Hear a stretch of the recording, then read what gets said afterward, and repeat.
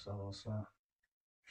Aujourd'hui, je suis là pour vous parler essentiellement de quelques extensions que vous pouvez installer sous Windows, précisément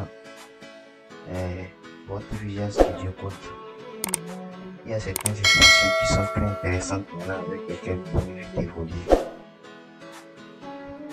Sans tarder, nous allons très vite commencer. Le premier que j'aimerais vous montrer s'appelle Copilot.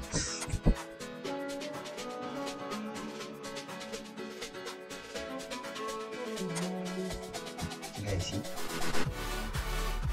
si vous remarquez, je l'ai déjà téléchargé et il est possible de pouvoir l'utiliser. Mais avant son utilisation est payant. On voit que vous ne puissiez utiliser Copilot, vous pouvez payer. Que ce soit d'après les recherches que j'ai faites, il faut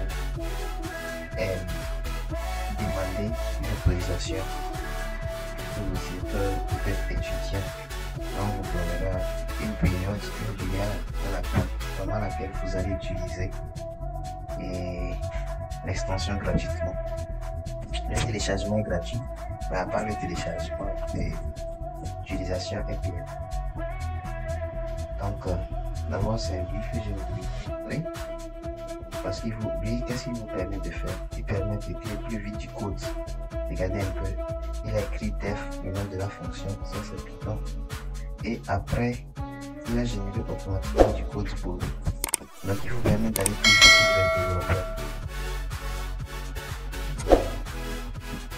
Le deuxième, c'est Pretty.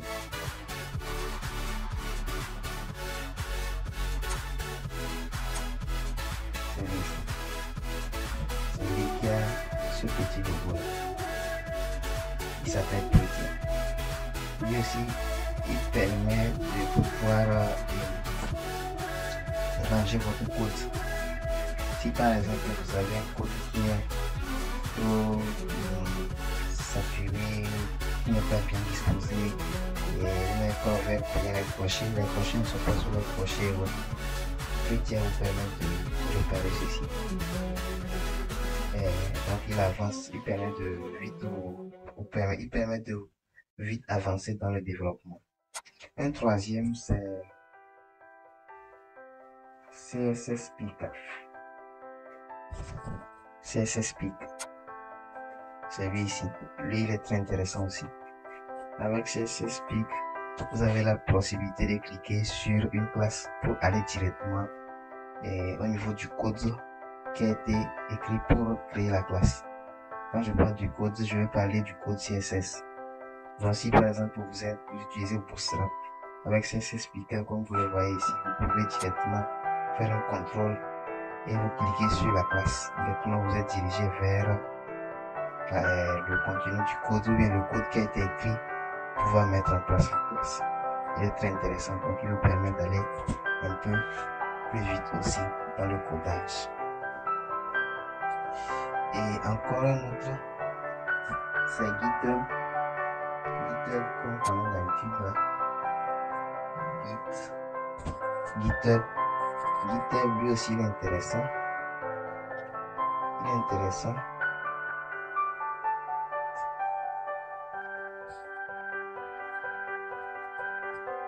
GitHub. Il est intéressant. Mais moi sincèrement je ne vous le conseille pas parce que GitHub est par défaut déjà installé ici. Quand vous allez ici, vous avez la possibilité de pouvoir sélectionner ou bien se connecter directement à votre compte. Donc, un dernier peut-être Tabinet.